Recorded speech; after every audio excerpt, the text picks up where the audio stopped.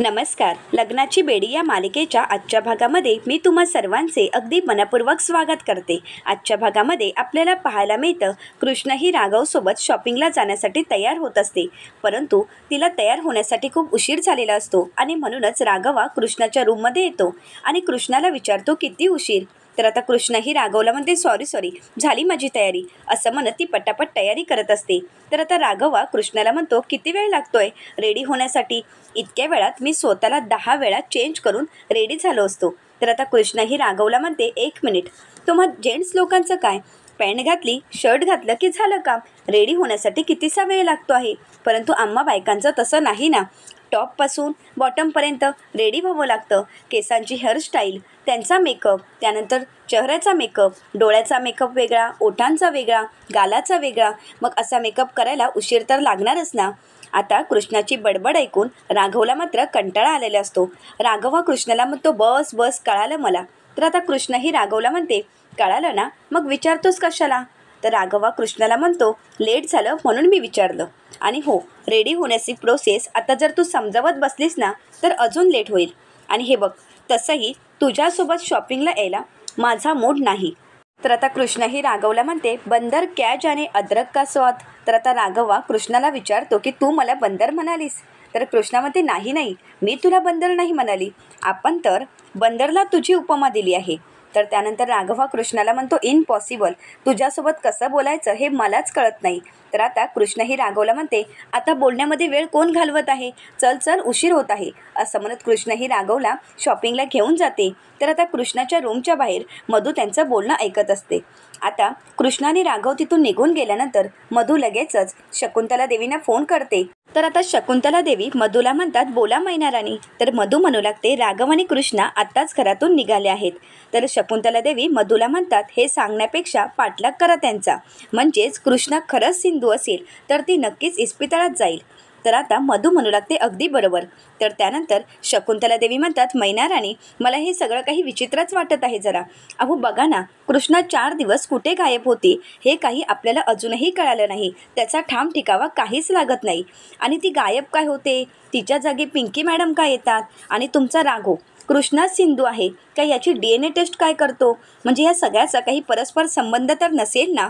तर आता मधू म्हणू लागते माहीत नाही, परंतु थोड्याच वेळात सर्व चित्र आपल्याला कळेल, आपल्याला सगळं काही सत्य समजणार आहे. खरं तर हा प्लॅन खूप रिस्की आहे, पण आपण पकडलं गेलो तर.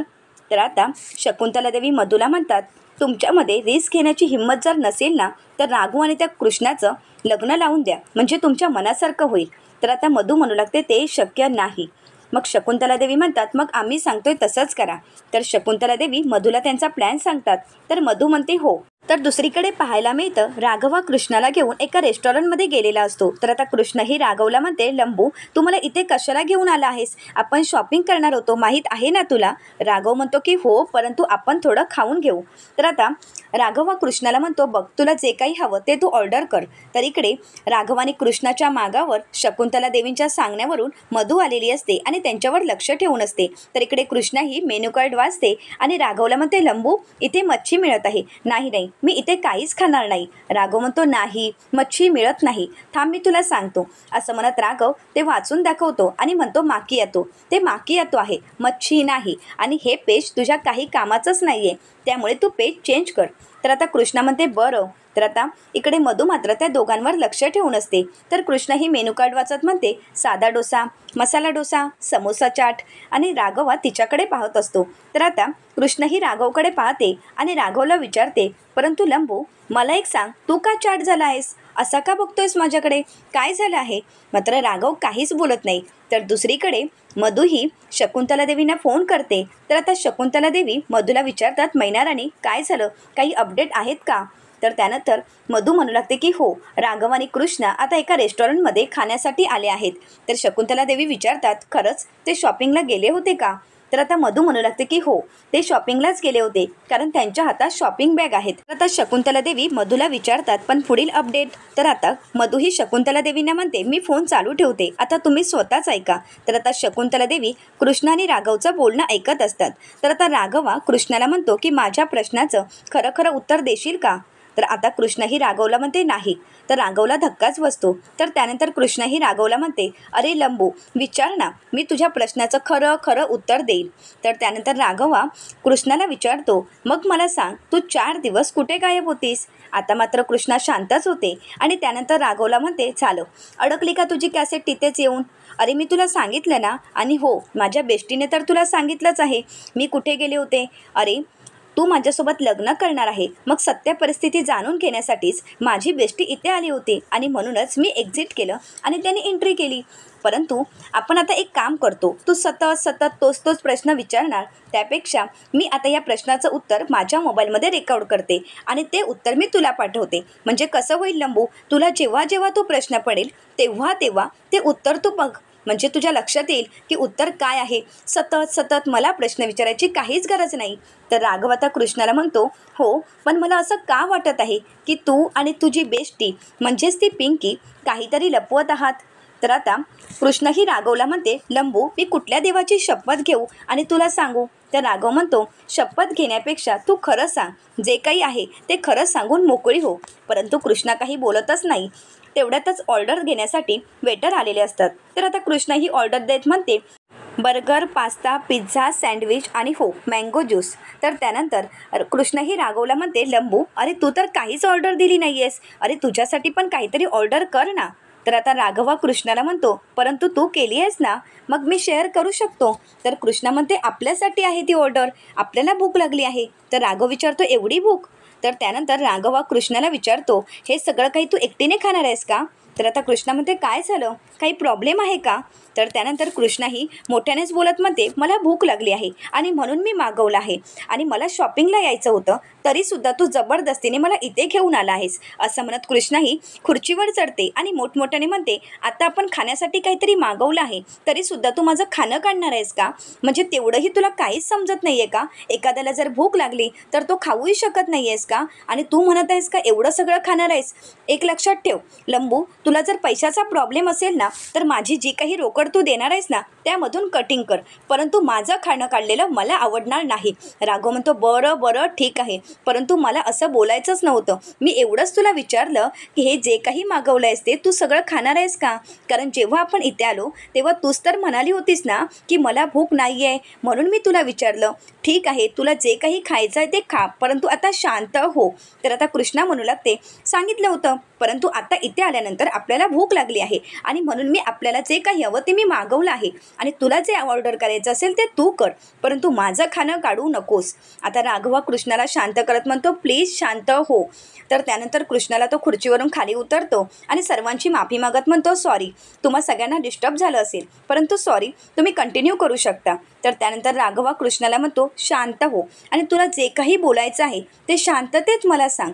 तर त्यानंतर राघव कृष्णाला म्हणतो, तुला एकटीला खायचं आहे ना, मग खा, ते तुझीच ऑर्डर आहे ना, मग तुझ्यासाठी खा, मला हवं असेल तर मी मागवेन. तर राघवला पुन्हा एकदा ऑर्डर देण्यासाठी त्या दादांना बोलवतो आणि म्हणतो, मॅडमनी जी काही ऑर्डर केली आहे ती डबल आणा. तर त्यानंतर राघवा कृष्णाला म्हणतो, आता तरी ठीक ना, शांत? तर आता कृष्णा म्हणते, ठीक आहे.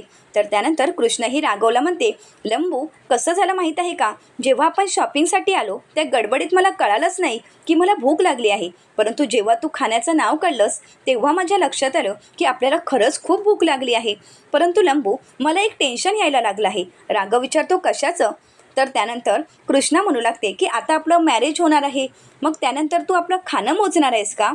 राघव म्हणतो, असं काही नाही, मी आता ऑर्डर डबल केली आहे ना, मग अजून डबल करू का?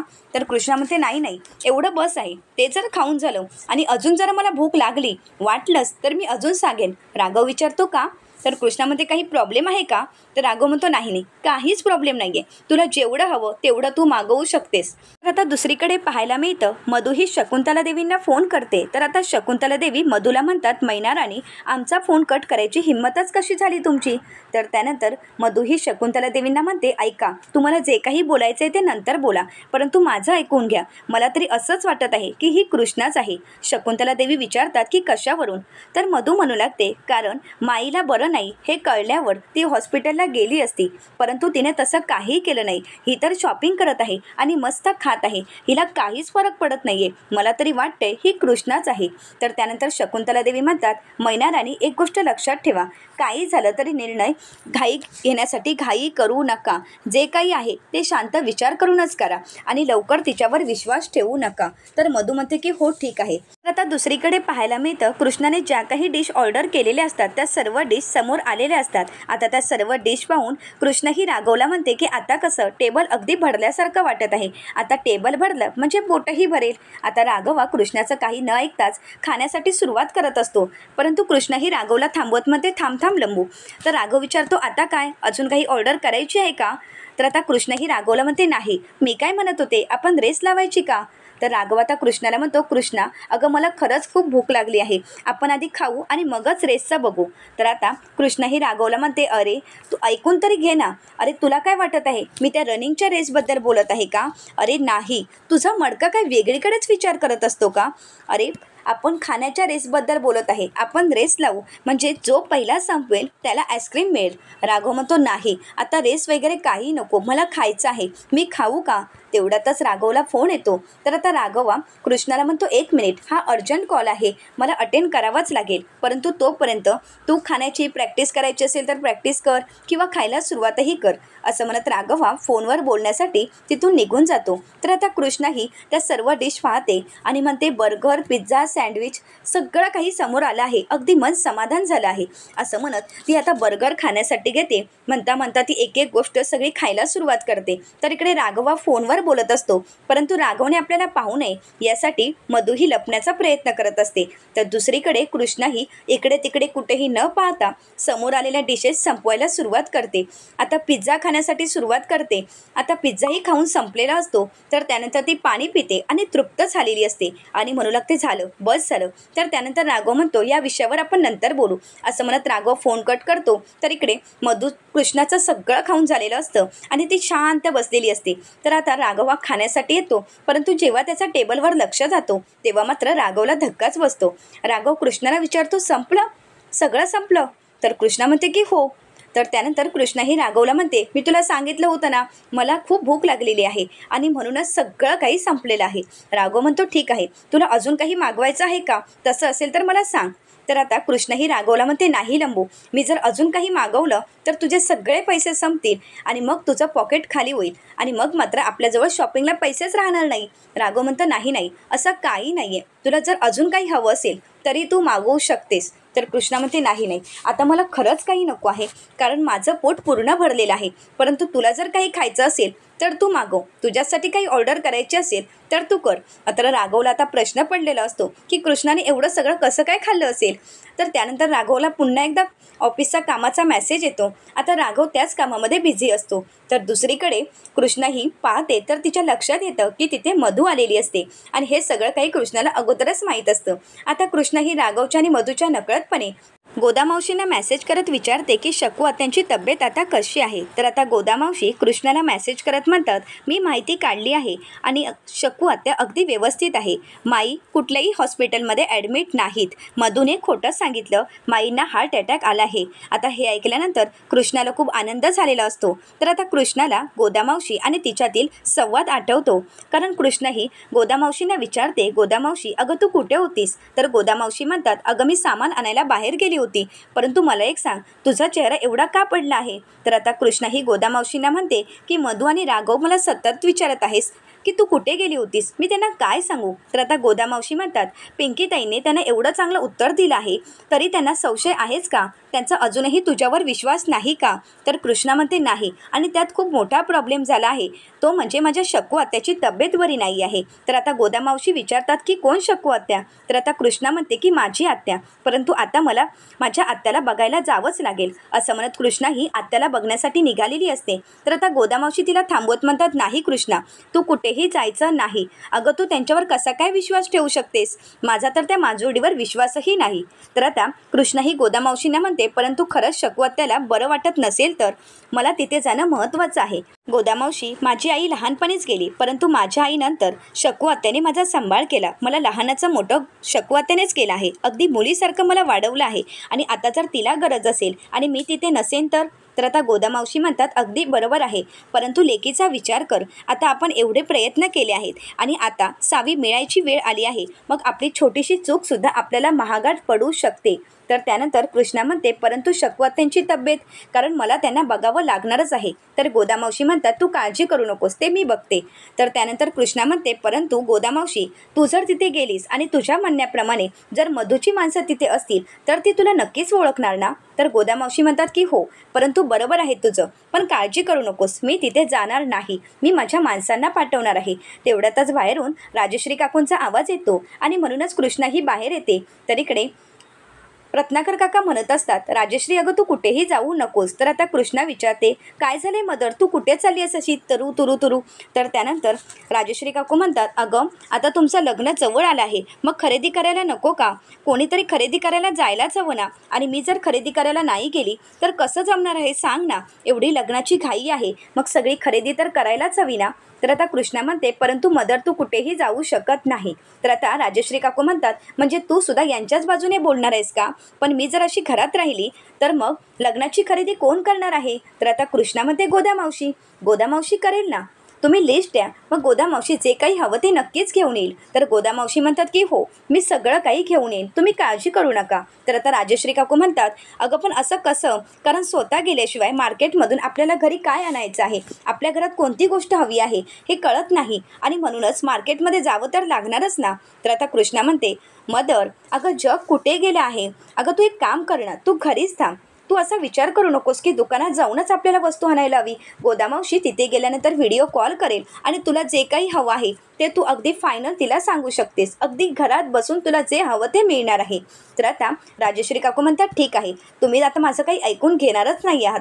तर त्यानंतर रत्नाकर काका म्हणतात, ठीक आहे, आता तर ठरलं, गोदामावशीच मार्केटला जातील आणि सगळं काही घेऊन येतील.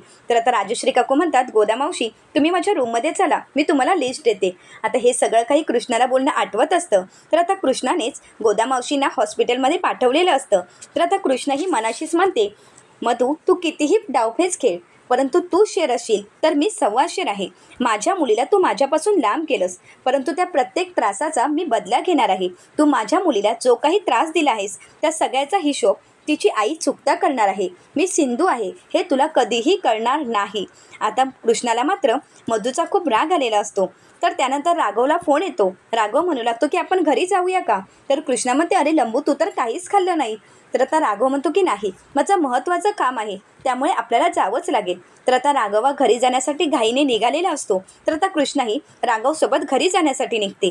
तर पुढील भागामध्ये आपल्याला पाहायला मिळतं, मधू ही शकुंतला देवींना फोन करते आणि शकुंतला देवींना म्हणते, मी कृष्णाच्या मागे मागे घराबाहेर आले, परंतु अचानक कृष्णा कुठे गायब झाली काहीच कळालं नाही, दिसेनाशीच झाली आहे, कुठे गेली असेल? तर तेवढ्यातच आता कृष्णाही मधूच्या मागून मधूच्या खांद्यावर हात टाकते. आता मात्र मधू घाबरते, दचकते आणि मागे वळून पाहते आणि विचारते, तू? तर आता कृष्णा विचारते, काय झालं? दचकलीस का? घाबरलीस का? अगं पण आपण इथेच आहोत, पण एवढं घाबरायची काय गरज होती? तर त्यानंतर मधू ही नाटक करत म्हणते, नाही ते. तर तेव्हा मात्र कृष्णाला तिचा खूप राग आलेला असतो. कृष्णा तिच्या कानाखाली मारते आणि म्हणू लागते, एक गोष्ट लक्षात ठेव, आपण इतका तुझ्यावर मनापासून विश्वास ठेवला, परंतु तू काय केलंस? विश्वासघात केलास. परंतु आता नाही, आपण आता इथे सगळं काही डील तुझ्यासोबतचं मोडत आहोत. आता कृष्णाचा तो निर्णय ऐकून मधूला धक्काच बसतो. आता कृष्णा पुढे काय करेल हे पाहणं अतिशय रंजक ठरणार आहे. त्यासाठी चॅनलला नक्कीच सबस्क्राईब करा. आजचा व्हिडिओ तुम्हाला कसा वाटला हे कमेंट करून नक्कीच कळवा. आजचा व्हिडिओ जर आवडला असेल तर व्हिडिओला लाईक करा. धन्यवाद.